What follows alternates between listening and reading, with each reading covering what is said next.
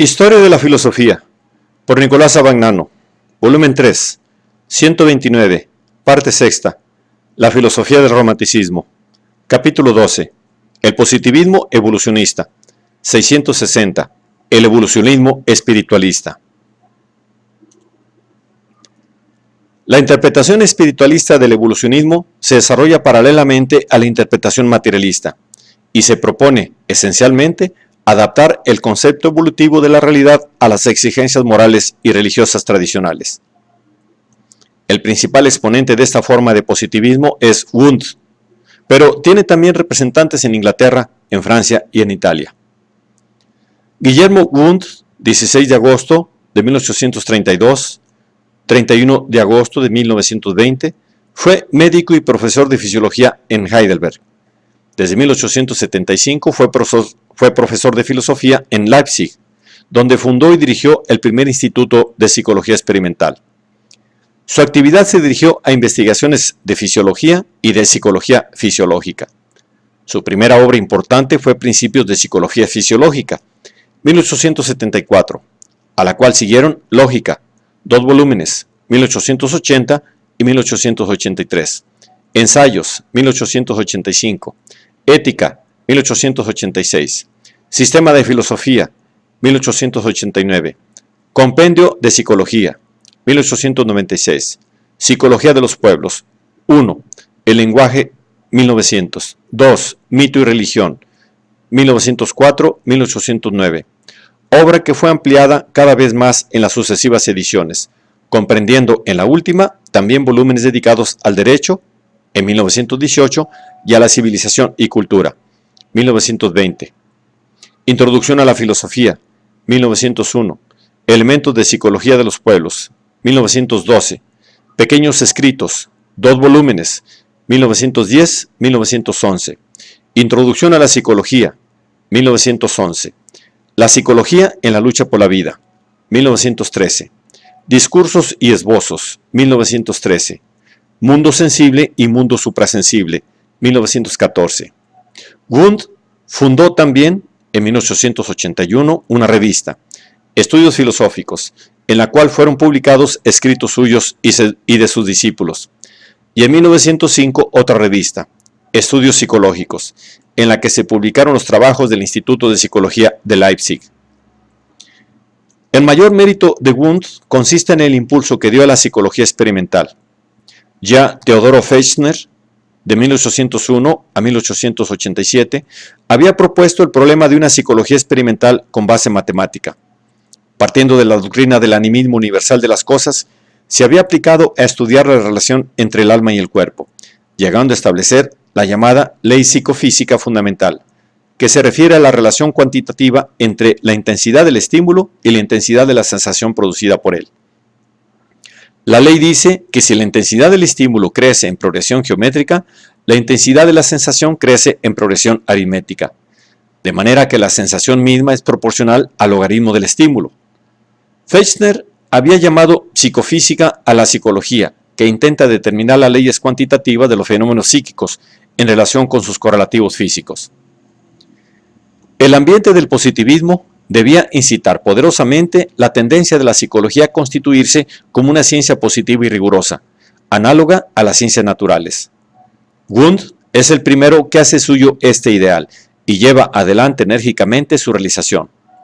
Sus principios de psicología fisiológica, publicados por primera vez en 1874 y aumentados continuamente en ediciones sucesivas, representan la primera sistematización completa de la que se llamó psicología sin alma, esto es, de aquella psicología que, como pura ciencia experimental, se aplica a considerar los fenómenos psíquicos, prescindiendo de toda pretendida sustancia espiritual, considerándolos en estrechísima relación con los fenómenos fisiológicos y sirviéndose del experimento como instrumento de investigación. Por lo que se refiere a la caracterización de los fenómenos que pueden y deben ser objeto de la psicología, Wundt no cree que la psicología pueda ser considerada como la ciencia de la experiencia interna frente a las ciencias naturales, que serán las ciencias de la experiencia externa. Experiencia interna y experiencia externa son únicamente dos puntos de vista diversos desde los cuales pueden considerarse los fenómenos empíricos. Y no hay fenómeno natural que no pueda, desde un cierto punto de vista, convertirse en objeto de investigación psicológica. Pero, puesto que todos los fenómenos son, como tales, representaciones, la psicología puede ser caracterizada como la ciencia de la experiencia inmediata. Las representaciones son consideradas por la psicología en su inmediatez, esto es, precisamente como tales.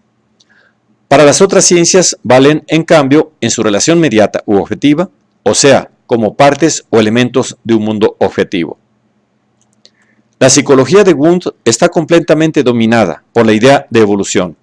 Es esencialmente una psicología genética, que muestra la gradual y progresiva formación de los productos psíquicos más complejos, partiendo de los más simples.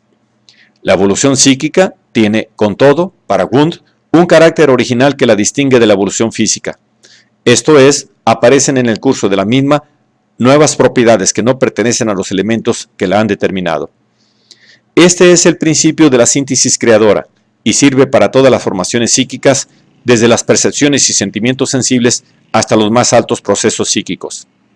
Por ejemplo, ya el espacio y el tiempo, como imágenes psíquicas, tienen propiedades que no pertenecen a los elementos sensoriales de los cuales resultan.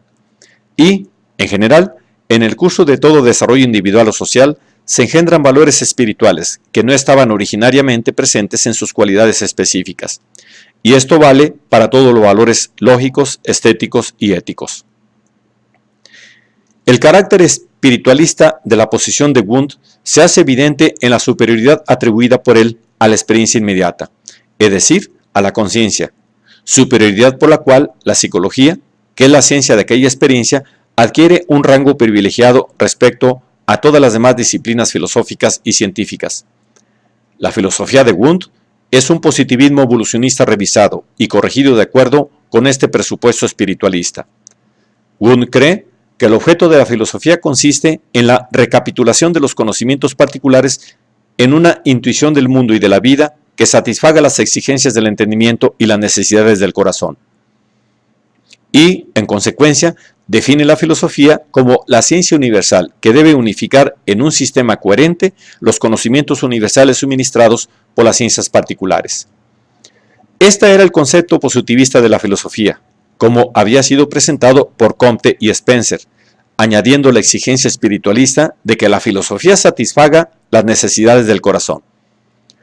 La filosofía se divide en dos partes: la gnoseología, que considera el origen del saber, y la metafísica, que considera los principios generales del saber. La gnoseología, a su vez, se divide en lógica formal y teoría del conocimiento. La metafísica tiene por objeto reunir los resultados generales de las ciencias naturales en un sistema coherente. En cuanto a las ciencias particulares, se dividen en dos grandes grupos: ciencias de la naturaleza y ciencias del espíritu, siendo la psicología la ciencia fundamental de estas últimas. Las matemáticas están aparte y constituyen una ciencia formal, esto es, una ciencia que considera las propiedades formales de los objetos naturales. El paralelismo entre ciencias naturales y ciencias espirituales se funda en el paralelismo propio de la realidad que Wundt considera, a semejanza de Spinoza, como algo que se manifiesta en dos series causales infinitas y paralelas: la naturaleza y el espíritu.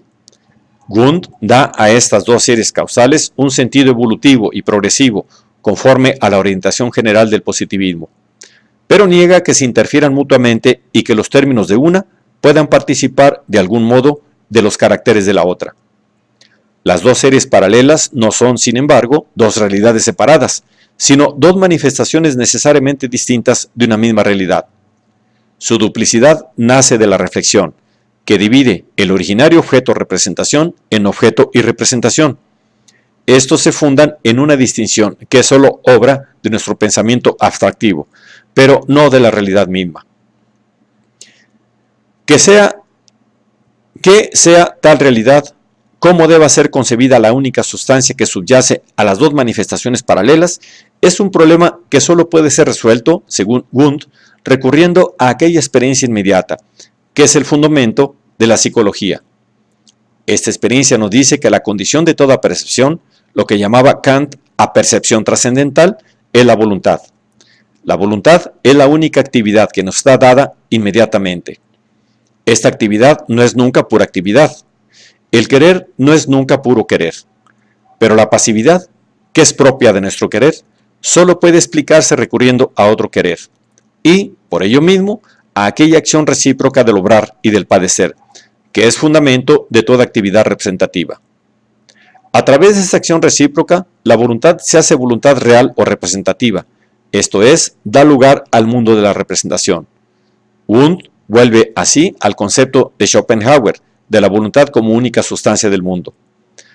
Pero la voluntad de que él habla no es una realidad en sí, un noúmeno trascendente, como Schopenhauer la concebía, sino que se manifiesta y realiza exclusivamente en la acción recíproca de las voluntades particulares y, por tanto, en el desarrollo evolutivo de las comunidades a que dan lugar. Este desarrollo se dirige hacia la idea de la unidad infinita de la voluntad o de una comunidad de voluntad perfecta. La comunidad de las voluntades del género humano es también el último fin de toda acción moral. También en este punto, Wundt permanece fiel a la ética positiva, que ha hecho de la humanidad el fin moral supremo. Pero la humanidad es definida por él como concordancia y unidad de las voluntades individuales. Y, puesto que tal concordancia y unidad no se realizan nunca perfectamente, nace la idea de una unidad absoluta, que es la idea de Dios. Esa idea no puede ser demostrada, pero puede ser considerada como el presupuesto último al que llega el pensamiento, en cuanto pasa de la experiencia del progreso a un fundamento del mismo, más allá de todos sus límites reales. La idea de Dios es así, para Wundt, una idea límite del progreso humano, idea límite que es tomada al mismo tiempo como fundamento de la unidad que el mismo progreso realiza. La historia es también, para Wundt, una teoría del progreso, pero el progreso histórico no se realiza en virtud de una providencia trascendente o de una finalidad intencional. Las fuerzas de la historia son los motivos psicológicos que actúan sobre los individuos y las comunidades humanas. Y la ciencia de la historia no es más que una psicología aplicada. Con esto se hace operante en la historia lo que Wundt llama el principio de la heterogénesis de los fines, por el cual los fines que la historia realiza no son los que los individuos o las comunidades se proponen, sino más bien las resultantes de la combinación de la relación y del contraste de las voluntades y de las condiciones objetivas.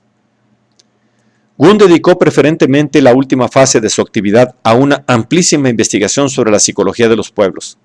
El nombre es nuevo, pero en realidad se trata de la sociología, en el sentido restringido y puramente descriptivo que Spencer había dado a esta disciplina.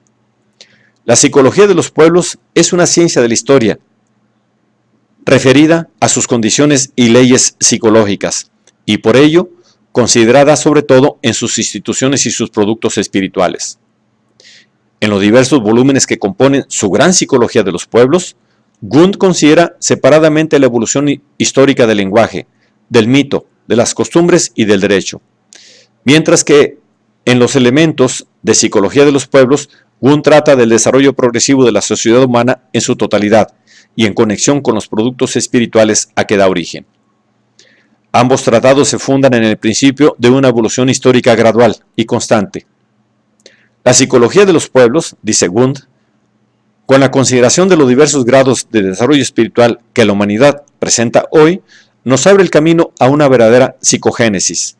Nos muestra las condiciones primitivas y cerradas en sí mismas, desde las cuales, a través de una ininterrumpida serie de grados intermedios, se puede echar un puente hasta las formas de civilización más desarrolladas y elevadas. Por esto, la psicología de los pueblos es, en el sentido más eminente de la palabra, una psicología del desarrollo.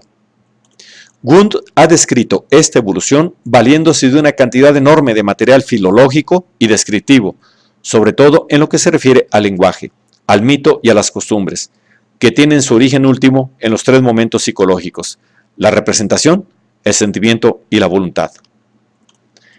El positivismo espiritualista, cuyo mayor representante es ciertamente Wundt, encontró también fuera de Alemania manifestaciones análogas, aproximadamente contemporáneas.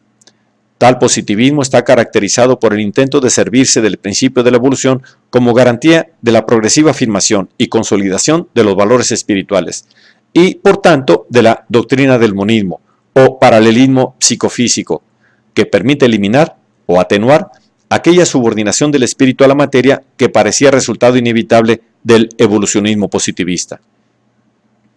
En Italia, el positivismo espiritualista encuentra su principal representante en Felipe Masi, 1844-1923, que fue durante muchos años profesor de filosofía de la Universidad de Nápoles y que dedicó su actividad a artículos y ensayos académicos que tuvieron muy escasa difusión.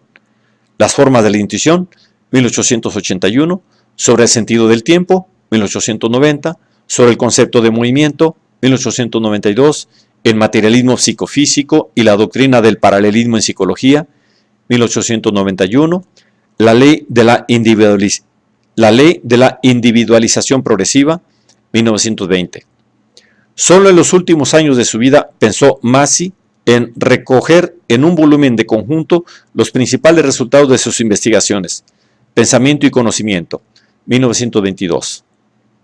Algunos cursos de sus lecciones se publicaron después de su muerte. La Sociedad, el Derecho y el Estado, 1925, Introducción General a la Psicología, 1926. Se encuadra generalmente a Masi en la corriente neocrítica y se le tiene por el principal exponente de tal corriente en Italia. Pero nada justifica esta aseveración. En la Introducción a Pensamiento y Conocimiento, Masi mismo declaraba que no se admitía de la doctrina kantiana la distinción del noumeno y fenómeno, el a priori como anterior al conocimiento, las antinomias, la cosa en sí, la forma de la intuición y de las categorías como formas perfectas y acabadas de la sensibilidad y del pensamiento, así como la negación de toda investigación psicológica para la formación del conocimiento.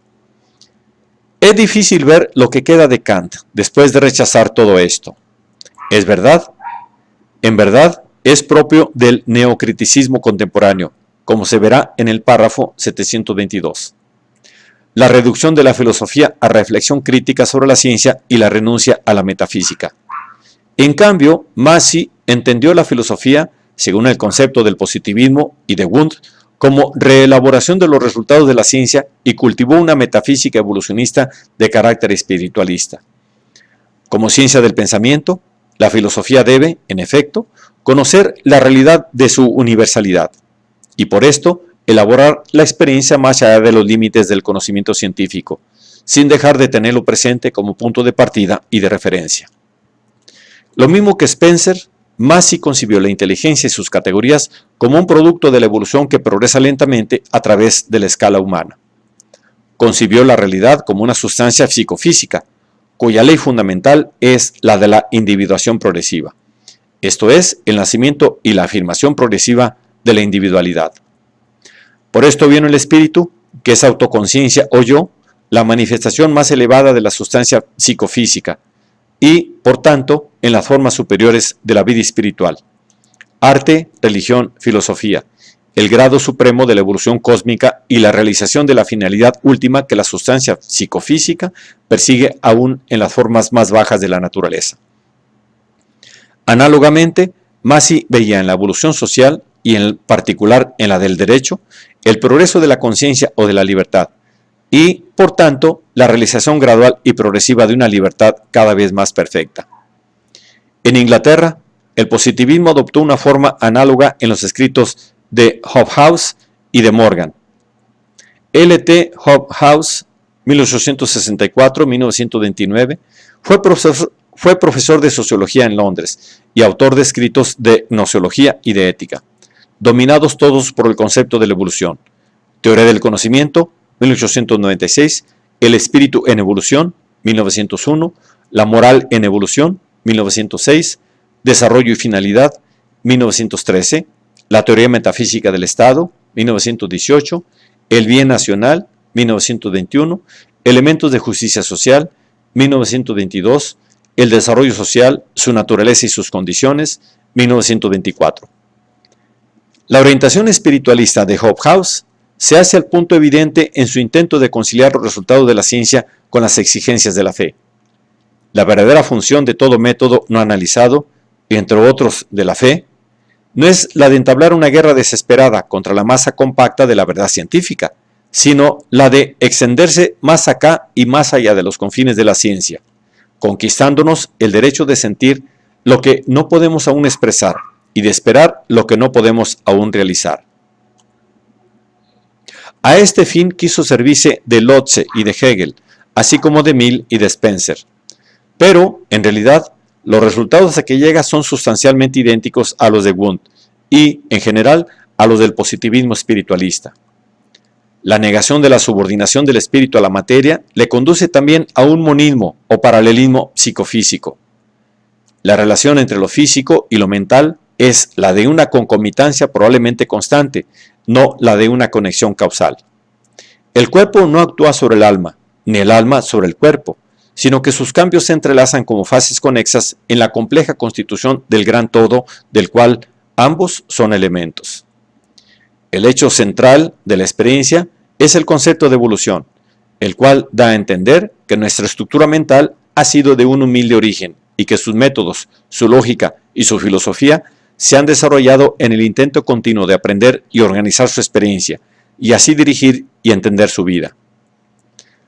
Pero un proceso evolutivo en que la conciencia racional y sus productos característicos encuentren una manifestación cada vez más perfecta revela la propia finalidad precisamente en la dirección en que se mueve. La evolución natural encuentra su continuación y su cumplimiento en la evolución intelectual y moral. La curva decisiva de la evolución intelectual y moral se da cuando el espíritu, que se dirige primero únicamente hacia los objetos, se dirige luego, en cambio, hacia sí mismo, es decir, hacia los métodos y procedimientos que le permiten aprender y dirigir los objetos. Este cambio de dirección lleva la vida moral e intelectual al plano de la racionalidad, y en particular, para la vida moral, del plano de la costumbre al de una orden racional de la conducta. El progreso espiritual consiste en el dominio progresivo de la conciencia racional y tiene, por tanto, como objetivo final a la humanidad misma. Hobhouse cree que es necesario admitir, como garantía de este progreso real, un ser divino que preserve y mantenga las condiciones de la efectiva realización del mismo. C. Lloyd Morgan, 1852-1937, es también defensor de un monismo evolucionista de matices espiritualistas. Vida animal e inteligencia, 1890. Introducción a la psicología comparada, 1894. Costumbre distinta, 1896. Interpretación de la naturaleza, 1905. Comportamiento animal, 1908. Instinto y experiencia, 1912. Evolución emergente, 1923. Vida, mente y espíritu, 1926. La emergencia de la novedad, 1933. Los hechos psíquicos y los hechos físicos no están, según Morgan, relacionados causalmente, sino que son inseparables. Todo hecho físico es también un hecho psíquico, y recíprocamente. De modo que el mundo no es un mundo físico ni un mundo psíquico, sino un mundo psicofísico. Se debe admitir, por tanto, un correlato psíquico en todo sistema físico, ya sea el átomo, el cristal o el cuerpo orgánico. Morgan insiste en el carácter no mecánico, sino creador de la evolución natural en todos sus grados. Pero en este punto no hace más que repetir una de las tesis fundamentales de la evolución creadora de Bergson, 1907. Nos habla de una evolución emergente en el sentido de que cada fase de la evolución no es la simple resultante mecánica de las fases precedentes, sino que contiene un elemento nuevo, que es irreductible a aquella. Este nuevo elemento, que se añade a la resultante mecánica, la cual garantiza la continuidad del proceso, es lo que hace de la evolución un progreso. La conciencia es una de estas cualidades emergentes en el curso de la evolución cósmica, así como la vida es una cualidad emergente respecto a la resultante psicoquímica. El carácter de creatividad espiritual que la evolución toma en este sentido comporta el postulado, según Morgan, de un ser divino como garantía del progreso gradual e incesante del universo.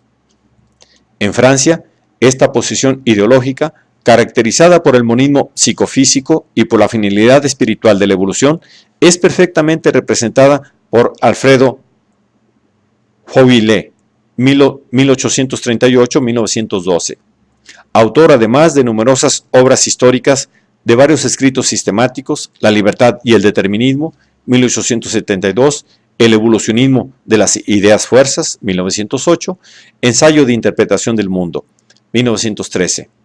Jovillé acepta en el mismo sentido que Wundt el concepto positivista de la filosofía, La ciencia positiva no da la imagen global del todo. Para ella, el mundo es como un espejo roto. La filosofía, reagrupando los fragmentos, se esfuerza por vislumbrar la gran imagen. No puede, por tanto, ser considerada a su vez como ciencia positiva en el sentido de la previsión y de la producción de los fenómenos. Pero es también, a su manera, una previsión, en cuanto se esfuerza por concebir la marcha de la humanidad y la marcha misma del mundo. Con todo, lo que la filosofía posee de más respecto a la ciencia es su actitud espiritualista, por la cual su mirada va encaminada a percibir la interioridad de las cosas y a descubrir en ellas esa misma vida interior que la conciencia nos hace percibir en nosotros mismos. En este sentido, su postulado fundamental es la unidad de lo físico y de lo psíquico, el monismo psicofísico. Y el monismo psicofísico conduce a Fouillé a elaborar su concepto central, del cual se sirve para interpretar los fenómenos más diversos. La idea fuerza. La idea, dice, con las representaciones, los sentimientos y los deseos que implica, es un encuentro de lo interno y de lo externo. Es una forma que lo interno toma por la acción de lo externo y por la reacción propia de la conciencia. Por esto supone movimientos y no actúa desde fuera, desde lo alto de una esfera espiritual, sino sobre el curso material de las cosas. Pero, no obstante, actúa. La idea fuerza no es, pues, más que la sustancia psicofísica misma, la unidad individualizada de los hechos físicos y de los hechos psíquicos. La unidad individualizada de los hechos físicos y de los hechos psíquicos. La idea fuerza permite, según Fouillé, entender aquella acción finalista, que lo mismo en el mundo de la naturaleza que en el del espíritu determina la evolución y el progreso. La evolución es una ley. La evolución no es una ley, como Spencer la había concebido, sino más bien un resultado. El resultado del proceso apetitivo de la idea fuerza que constituye la existencia interna de nosotros mismos y, verosímilmente, la de todas las cosas. El concepto de la idea fuerza es empleado por Fouillé como fundamento de la psicología y de la sociología, pero para él, la biología misma es una psicología, ya que la lucha por la vida, de que hablan los darwinistas, no se puede entender sino entre seres que desean nutrirse, o sea, por seres cuyo dinamismo interior está constituido precisamente por la idea fuerza. La idea fuerza permite también unir el determinismo de los procesos naturales con la libertad de la conciencia. Y de hecho, un evolucionismo que reconozca que las ideas y los sentimientos son factores de la evolución, introduce en el determinismo un elemento de reacción sobre sí mismo, la influencia de la idea. Ideas fuerzas son, además, las instituciones y las formas de la conciencia social, las cuales representan también, por ello, una conciliación entre el determinismo del ambiente exterior y la libre reacción de la conciencia individual. Un positivismo espiritualista dirigido a los problemas morales es el de Juan María Guyau, 1854-1888. La moral sin obligación ni sanción, esbozo de una moral sin obligación ni sanción, 1885, de la que Guyau se hace apóstol, es la misma moral evolutiva de Spencer, que se dirige incesantemente hacia una expansión e intensidad optimista y lírica. Esta moral señala como objetivo final una humanidad concorde, pacifista y fraterna, el ideal sociológico de la humanidad. El mismo ideal explica, según Guyau, el valor del arte, que une al individuo con el todo y cada parte del instante con la duración eterna. El arte, en otras palabras, es la extensión progresiva a la naturaleza de la sociabilidad humana. Y el mismo ideal constituye la religión, o mejor, la irreligión del porvenir. La idea fundamental de la religión es, en efecto, la de un lazo social entre el hombre y las potencias superiores. Y la sociabilidad es el fondo duradero del sentimiento religioso, aquel fondo que persistirá y se enriquecerá en la religión del futuro. Esta tenderá hacia la sociabilidad universal de la vida, hacia la solidaridad no solo de los seres reales y vivos, sino también de los posibles e ideales. Las especulaciones de Guyau representan una ampliación lírica de los ideales morales del positivismo. Una curiosa inversión del principio positivista de la evolución en sentido espiritualista es representada por Andrés Lalande, 1867, en su escrito La idea de la disolución opuesta a la evolución en el método de las ciencias físicas y morales. Spencer había definido la evolución como paso del homogéneo al heterogéneo. Lalande hace ver que el paso inverso del heterogéneo al homogéneo, disolución o involución, es aquel al que se debe el progreso de la realidad en todos los campos, y especialmente en el espiritual. Toda acción, toda palabra, todo pensamiento, cuando tiene por fin una de las tres grandes ideas rectoras de nuestra naturaleza consciente, lo bello, la verdad, el bien, hace progresar el mundo en sentido inverso a la evolución. Esto es, disminuye la diferenciación y la integración individuales. Sus consecuencias son hacer a los hombres menos diferentes unos de otros para que cada cual tienda, no como los animales, a la absorción del mundo en la fórmula de su individualidad, sino a liberarse del egoísmo en que la naturaleza lo encierra, identificándose con sus semejantes.